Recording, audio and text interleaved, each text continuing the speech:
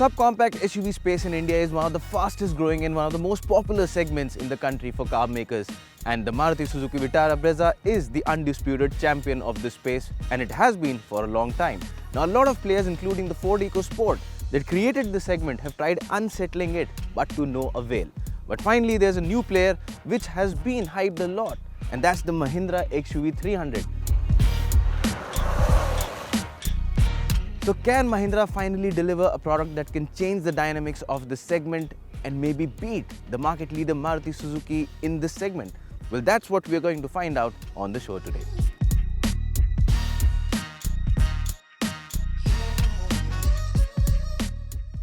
Now, if you look at the front profile, you have this premium looking chrome studded grille, and of course there are these sleek looking headlamps. Now, the headlamp unit has got a very unique shape, and if you are someone who has played the game Tomb Raider or has seen the movie Tomb Raider, this design would remind you of the axe that Lara Croft uses. If you look further, you'll find the lower part of the bumper. Again, it's got these chrome elements and of course the aluminum finish in the lower part. Now you combine all of this, all of these elements put together give it a good premium value. It makes the vehicle look upmarket when you see the XUV 300 coming. Now the same sharp and edgy approach to design that we talked about up front continues on the side. Now talking about lines, well, it's got a very strong line up here which runs right up from the hood. If you talk about the wheel arches, again they're flared up but neatly done in a subtle manner. They aren't overdone. Again, moving to the rear, you can see it's got this trademark XUV family design line here, which will remind you of the XUV 500 also. So yes, that XUV lineage is there in the design, and of course there's this dual color roof with a floating roof effect. Add to this sharp looking 17-inch alloy wheels which fill up the wheel arches pretty well and are equipped with 215 section rubber, which again looks good and gives good grip as well.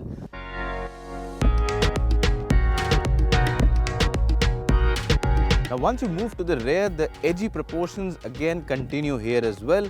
You've got a very smart looking sharp tail lamp unit at the back. Now this is a LED unit, looks good especially in the dark. And of course, if you look at the tailgate design, again there are a lot of sharp contours and edges. In the lower part of the bumper, again it's a dual color bumper, so you've got a black part with an aluminium skid plate. So combine all of these things, and overall when you put them together, the design on each element goes along well with the other elements, and that's a good thing about the XUV 300. Not anywhere you will find something that sticks out as if it's not merging with the rest of the design. So overall, it's a thumbs up from our end when it comes to the design of the XUV 300. Now once you step inside the cabin of the XUV 300, and instantly you're greeted to a very upmarket and a nice looking pleasant cabin. Now it features the very trendy dual tone color dashboard. Here you've got a black top and a light colored lower part, and of course there's the center console which houses a 7-inch color touchscreen. Now this touchscreen gives you access to Android Auto, Apple CarPlay, Bluetooth connectivity. It's also got inbuilt navigation with 3D maps, and it also comes with Mahindra's BlueSense app, which lets you access a lot of exclusive features. Now in addition to that, if you talk about the screen itself in terms of touch response, the touch response is fairly good, and the visibility too, even under direct sunlight, is quite nice. So in terms of convenience, in terms of user interface, definitely it gets a big thumbs up. Now the only thing that I feel could have been a little better is the design of the center console. The material and everything is nice, but it just doesn't feel that premium. It just leaves a bit to be desired of, but nonetheless it is loaded with features that comes with the first in segment dual zone air conditioning system, your dual zone climate control, and also if you talk about the instrument cluster, again it's a neatly done unit with a digital TFT screen in the center which gives you all information that you would expect from a vehicle these days, and it also gives you access to tire pressure monitoring system. Now talking further about segment first features, well, there are a lot in this car. Now one of them is a seat belt reminder system for all seats, and this is something which is very nice in terms of safety. This is something that should be done in more cars in India.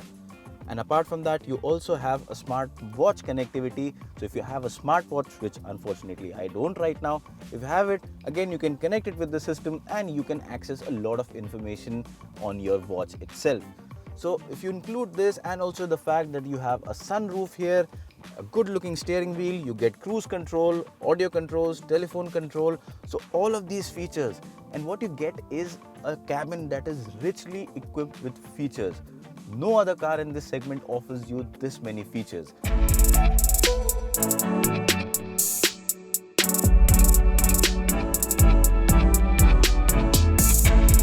Now moving to the rear seat of the Mahindra XUV 300, well, it is a spacious car despite being a sub 4 meter, a sub-compact SUV. There's a lot of space in it, and as you can see with the driver's seat adjusted to my height, which is 5 feet 8 inches for reference, well, there's a lot of space I have, a lot of leg room I have to spare, and of course there's space under the seat so I can slide my feet in and have a comfortable posture.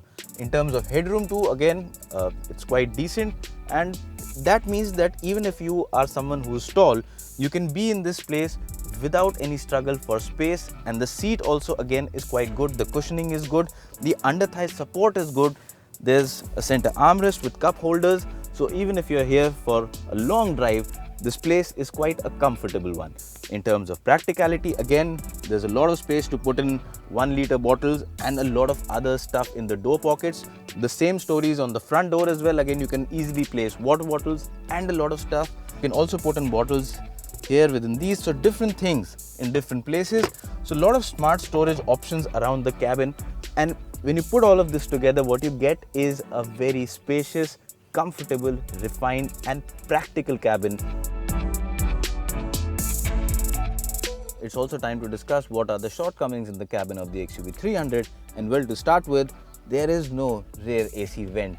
Now that is a bit of a downer for me because the car is not really small, it is a decently sized cabin, and while the AC does a good job, if you're living in the northern parts of the country, it can get really hot, and this is something that I think should have been there. In addition to that, the interior, again, it's got a lot of light color running around, which gives it the airy feel, but maintaining it in the long term could be a bit bothersome. And also, if you talk about the speaker, the sound quality, it's decent, but I think there is still scope for improvement. But apart from this, it's pretty much spot on.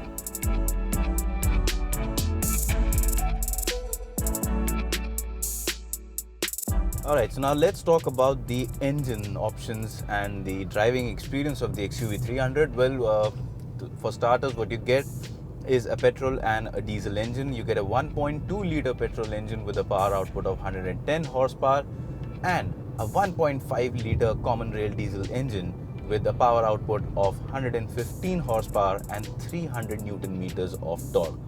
Now the diesel is the one that we are driving today. We haven't driven the petrol, so we'll talk about the diesel engine. Now the common rail pressure in this engine is a high 1600 bar, and that is one of the many reasons why the engine is able to develop 115 horsepower from a displacement of just 1.5 liters. It also has a variable geometry turbocharger, so that of course helps things. Now in terms of NVH insulation, well, the engine is really very nice. When you start it up, there is of course the diesel clatter, but once you're on the go, the cabin is very refined. The good thing about this engine is that it has got a very flat torque curve. Now what this means in your day-to-day driving experience is that because you have torque available from as low as 1500 RPM and you don't have to really rev up too high, that means that in everyday driving cycles you don't have to change gears frequently. You won't be finding yourself downshifting again and again to get the vehicle going, and that is one very good thing, especially if you're going to drive this in the city traffic. Now in terms of performance, well, the engine offers a very healthy performance. The acceleration is brisk and reaching triple digit speeds, and holding on to it is not a problem at all. This also means that when you're out on the highway, carrying out overtaking maneuvers is not a problem. You will never feel short of power, and because the 6-speed manual gearbox has been matched to the engine quite well, the power delivery is quite nice and you're able to use more power from the engine and make more use of it. As of now, Mahindra is not going to offer an automatic transmission, and that is a bit of a downer for me. Now, while a 6-speed manual is a good thing, but in today's time where subcompact SUVs appeal mostly to buyers in the urban setup, having an automatic transmission is quite an important thing from the word go. Now, one of the areas where the XUV300 really shines is safety. It comes with 7 airbags. Apart from that, we don't have the variant list, but I can tell you that even on base variants, it will come with ABS, EBD and dual airbags as standard. Now, on the top variants, the extra safety features that you will get include ESP, so that is going to help you in terms of traction, and of course you also get a hill start assist, and you have heated ORVMs, so that will help you in terms of visibility when especially during winter and when you have got fog.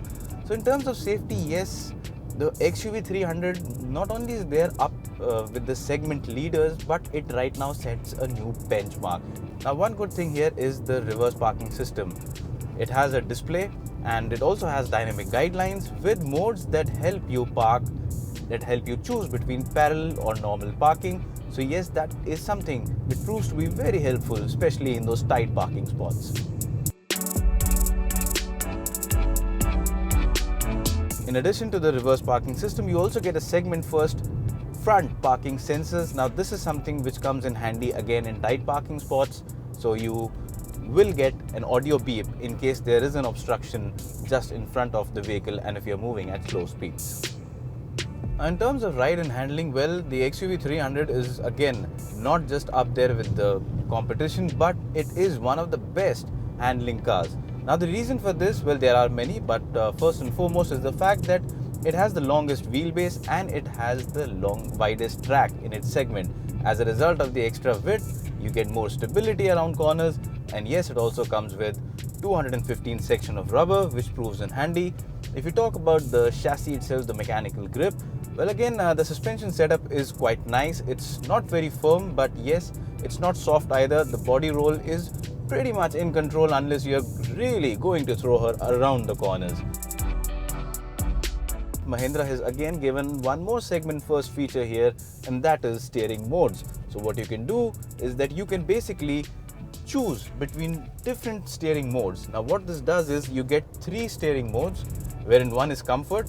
So as the name suggests, the steering is light, you don't have to put in much effort, and around corners too, it does not weigh up too much.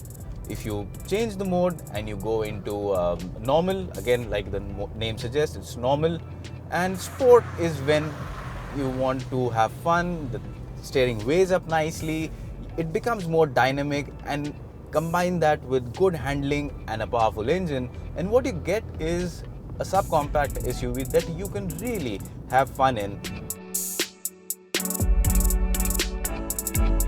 Now, with all these features, the last question that remains to be answered is how much do you need to pay for it? Well, the vehicle has not been launched yet, so we can't tell you the prices yet, and the company has not even revealed what kind of variants packaging they'll be coming out with.